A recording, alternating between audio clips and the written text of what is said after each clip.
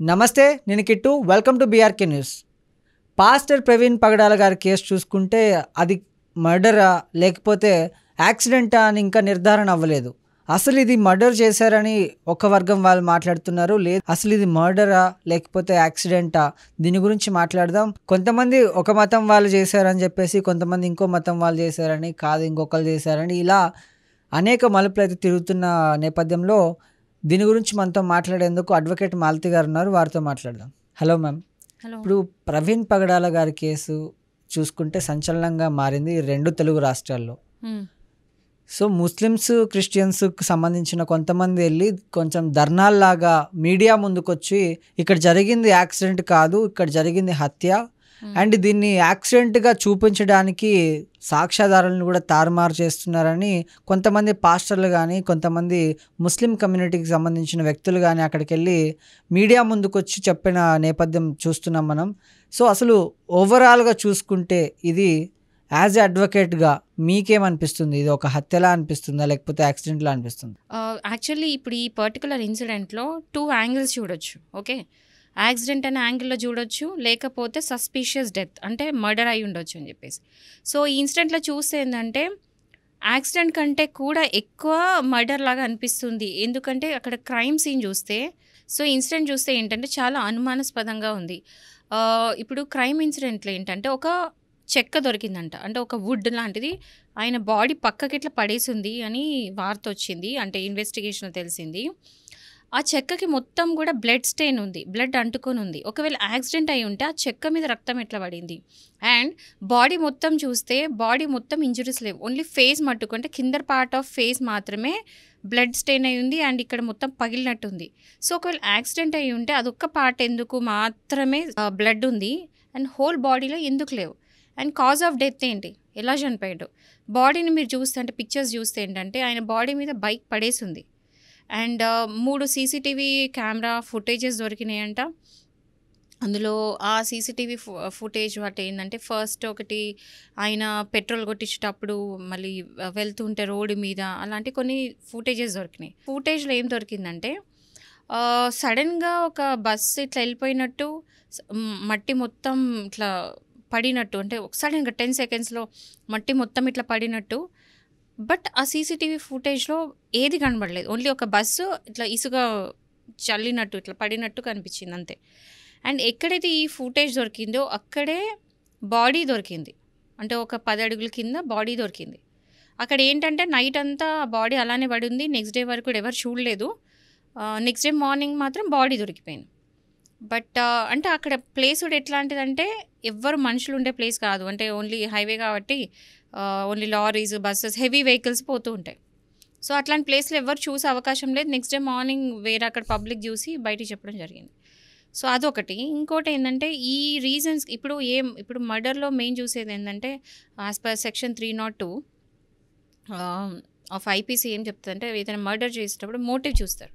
So ఇక్కడ ఏంటంటే motive ఇక్కడ ఏం కనిపిస్తుంది అంటే, కొన్ని రోజుల క్రిందట ఈయన అంటే ఆయనకి ప్రాణభయం ఉంది అని చెప్పేసి ఓపెన్గా స్టేట్మెంట్ ఇచ్చారు అండ్ గవర్నమెంట్ నుంచి ప్రొటెక్షన్ కూడా అడిగారు.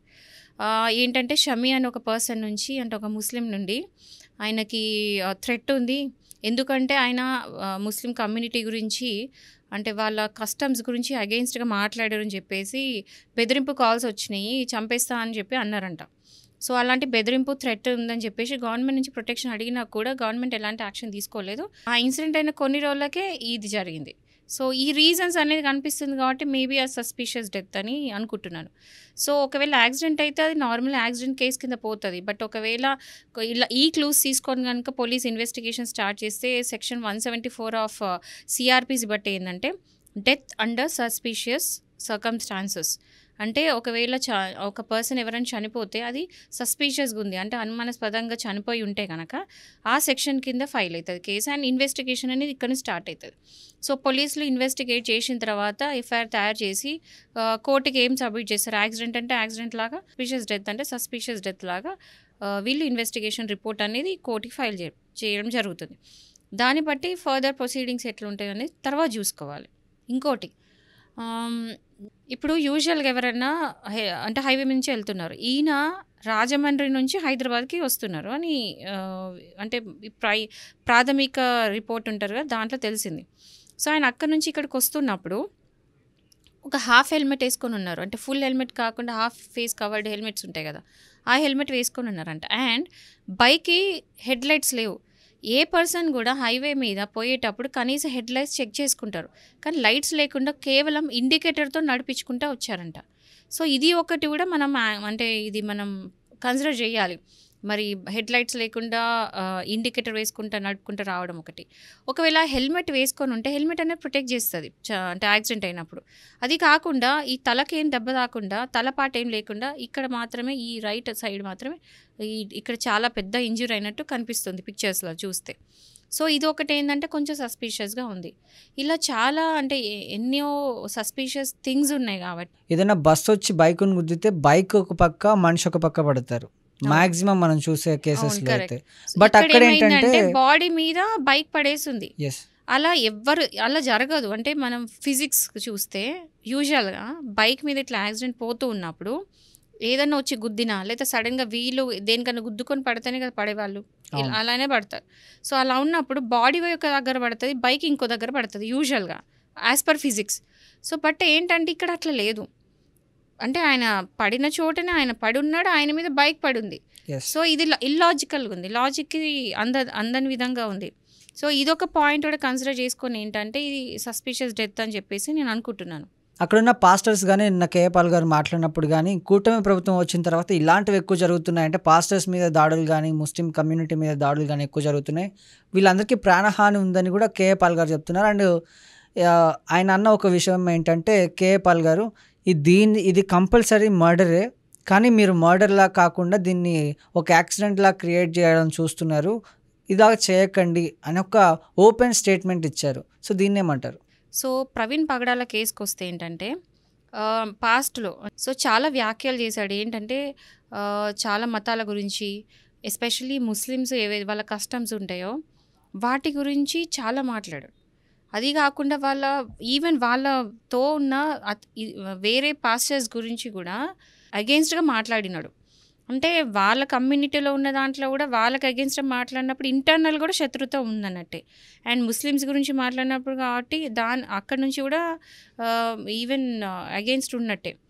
మెయిన్ థింగ్ ఏంటంటే ఇక్కడ బాగా గమనించాల్సిన విషయం ఏంటంటే షమీ అనే పర్సన్ నుంచి ఇతనికి వచ్చిన థ్రెట్ కాల్, చంపేస్తా అన్న థ్రెట్ కాల్. ఇది బయట ఓపెన్గా స్టేట్మెంట్ ఇచ్చారు, ఇట్లా నాకు థ్రెట్ ఉంది, ప్రాణహాని ఉందని చెప్పేసి ఓపెన్గా ఇచ్చారు. బట్ అప్పుడు ఇమీడియట్గా గవర్నమెంట్ యాక్షన్ ఎందుకు తీసుకోలేదు అనేది ఒక క్వశ్చన్ మార్క్ కదా ఇక్కడ. అండ్ కేపాల్ గారు అడిగింది ఏంటంటే బహిరంగంగా ఏదైనా సభలు పెట్టినప్పుడు మత విద్వేషాలు, మత కలహాలను రెచ్చగొట్టేలాగా వాళ్ళు మాట్లాడినప్పుడు ప్రభుత్వం ఎందుకు దీని మీద చర్య తీసుకోలేదు, దీని మీద ఎందుకు యాక్షన్ తీసుకోలేదు అనే క్వశ్చన్ కూడా రైజ్ చేస్తున్నారు. దీని మీద మీరేమంటారు? ఎవరైనా సరే యాజ్ అ రెస్పాన్సిబుల్ పర్సన్ ఒకసారి ఓపెన్గా స్పీచ్ ఇస్తున్నారు, ప్రజలని ఇంపాక్ట్ చేసేది, ఎఫెక్ట్ చేసేది ఏదైనా ఉంది, అలాంటి స్టేజ్ మీద మాట్లాడే వాళ్ళు ఏంటంటే చాలా జాగ్రత్తగా మాట్లాడేటప్పుడు ఎట్లా అంటే కమ్యూనల్ రైవల్రీస్ అనేది పెంచొద్దు. అంటే ఒక కమ్యూనిటీ ఇంకో కమ్యూనిటీ, ఒక మతం వాళ్ళు ఇంకో మతం కొట్టుకునేటట్టు అట్లా ప్రేరేపించేటట్టు ఎవరు కూడా అట్లాంటి స్పీచెస్ ఇవ్వద్దు. ఇచ్చిందంటే ఏమవుతుందంటే అది మనకు తెలియకుండానే ఒక మతం ఇంకొక మతాన్ని ద్వేషించే ఛాన్సెస్ ఉన్నాయి, అని కొట్టుకునే ఛాన్సెస్ ఉన్నాయి. సో ఇట్లాంటి వాళ్ళు ఏంటంటే రెస్పాన్సిబుల్ ఫీల్ అయ్యి ఎవరి గురించి కూడా మాట్లాడద్దు. సో ఇక్కడ ఏంటంటే గవర్నమెంట్ అనేది ఎప్పుడైనా ఇట్లాంటి హేట్ స్పీచ్ చేసినప్పుడు వాళ్ళంతటి వాళ్ళే వచ్చి యాక్షన్ తీసుకొని వాళ్ళకి ఒక వార్నింగ్ లాగా ఇచ్చి ఇంకోసారి ఇట్లా రిపీట్ చేయొద్దని చెప్పడం అలాంటి చెయ్యాలి. మరి ఇక్కడ గవర్నమెంట్ ఎందుకు యాక్షన్ తీసుకోలేదు అనేది అర్థం కాని విషయం. సో ఓవరాల్గా చూసుకుంటే ఈ కేసులో అది యాక్సిడెంట్ కిందకి తీసుకుంటారా, లేకపోతే ఏదైతే మర్డర్ అని అందరూ అంటున్నారో దాని కిందకి తీసుకుంటారా? ఇప్పుడు అక్కడ ఉంది మాత్రం సస్పీషియస్ డెత్ 100% డౌట్ లేదు. బట్ ఇది యాక్సిడెంట్ అనే యాంగిల్ ఎందుకు తీసుకొస్తున్నారు అంటే ఇక్కడ కూడా మర్డర్ వెపన్ దొరకలేదు. మర్డర్ వెపన్ అనేది మర్డర్లో చాలా important thing and motive also important thing. అందుకని చెప్పేసి మరి అక్కడ ఇన్వెస్టిగేషన్ చేసినప్పుడు పిక్చర్స్ చూసి ఏంటంటే డైరెక్ట్ యాక్సిడెంట్ అంటున్నారు. మరి యాక్సిడెంట్ అని ఎందుకు అంటున్నారు అని దానికి కారణాలు చూపించాలి పోలీస్ డిపార్ట్మెంట్. ఆల్సో ఒకవేళ సస్పిషియస్ డెత్ అంటే కూడా కారణాలు చూపించాలి. బట్ ఏదైనా ట్రాన్స్పరెన్సీ మెయింటైన్ చేసి ఓపెన్గా పబ్లిక్ తెలిసేటట్టు ఇన్వెస్టిగేషన్ చేయాలి. ఎందుకంటే ఇది ఈయన ప్రవీణ్ పగడాల్ వచ్చి ఒక పబ్లిక్ ఫిగర్ కాబట్టి ఇన్వెస్టిగేషన్ అనేది ట్రాన్స్పరెంట్గా చేసి ఓపెన్గా పబ్లిక్కి ఏం జరుగుతుందంటే ఎప్పటికప్పుడు అప్డేట్స్ ఇస్తే ఏంటంటే జనాలు కూడా సో ఇది కూడా ఏంటంటే ఇన్వెస్టిగేషన్ ప్రాపర్గా అవుతుందని చెప్పేసి పబ్లిక్ అనేది ఒక క్లారిటీ ఉంటుంది. సో మరి ఇది ఫర్దర్ ఇన్వెస్టిగేషన్ అయితే తప్ప ఇది యాక్సిడెంటా లేదా సస్పిషియస్ డెత్తా అని చెప్పేసి ఏది కూడా క్లియర్గా చెప్పడానికి ఇప్పుడు లేదు. ఏంటంటే ఈరోజు ప్రవీణ్ పగడాలది అంత్యక్రియలనే జరిగింది.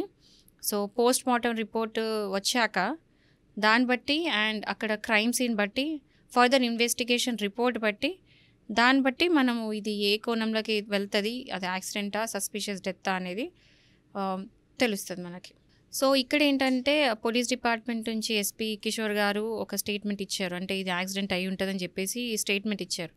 సో మరి ఇప్పటికైతే పోలీస్ డిపార్ట్మెంట్ ప్రకారం అది యాక్సిడెంట్ లానే చూస్తున్నారు.